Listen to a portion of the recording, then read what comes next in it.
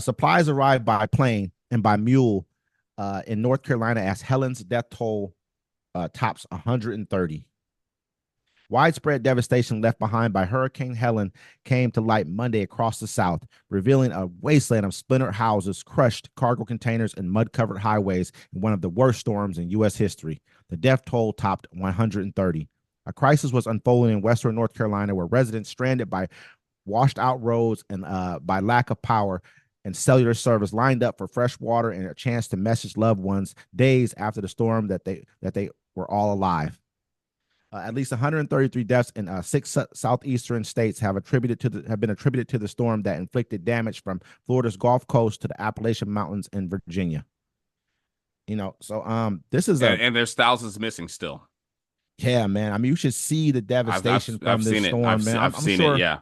I'm sure we've all kind of got to look at it. I saw some pictures, man, to where they had Wendy's, like they had a Wendy's that was like basically covered to the roof of the Wendy's. You could just barely see the Wendy's, sign, and houses were covered. All you can see the top of the roof on the house. That just tell you how much water. And it's crazy because we're in where was that, in Asheville, North Carolina? They said there's 2,100 feet. It was either there or Tennessee. I believe they're 2,100 feet above sea level, and it's still flooded out like it did. Yeah. It's crazy, man. Yeah, I saw that. I saw the picture that was kind of stunning to me. It showed the people and it showed like the road and it came down a little bit and the people were just standing there and they're just looking at where their town used to be. There's like a whole town that got wiped out. It's gone. Actually, I know Asheville. I think Asheville, North Carolina, and I think there's a place over in Tennessee. I mean, that's pretty deep inland. I mean, Tennessee doesn't touch.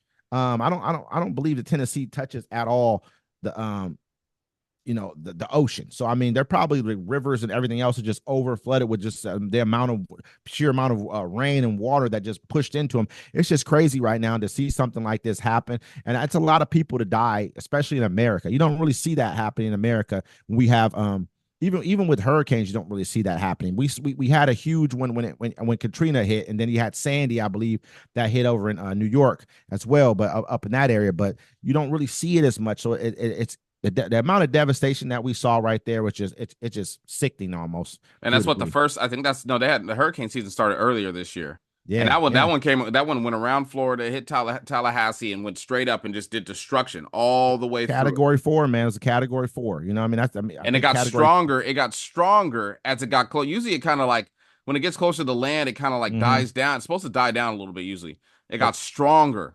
They said it was like kind of pumped up by like unusually warm water in the Gulf of Mexico. They said the water has been unusually warm for this time of year, and I think they said everyone's saying it's global warming because they just had something over. It is global warming. Yeah. Hey, you can go ahead and ignore it. I bet those people there aren't.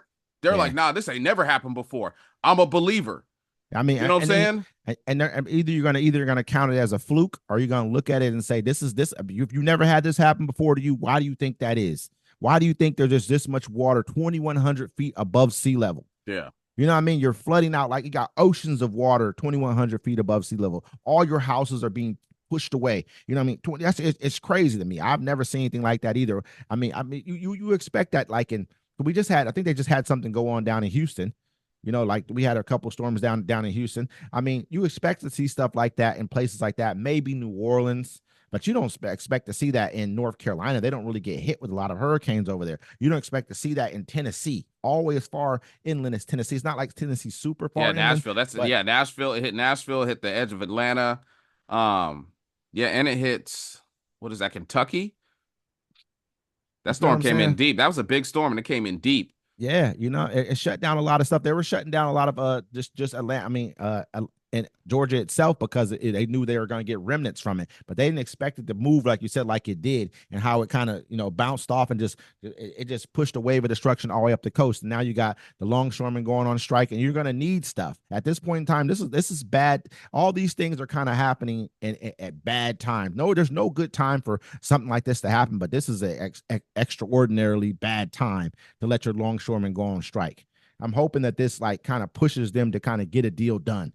Boeing's on strike too. Yeah, I heard about that. Yeah. So, I mean, also, and and also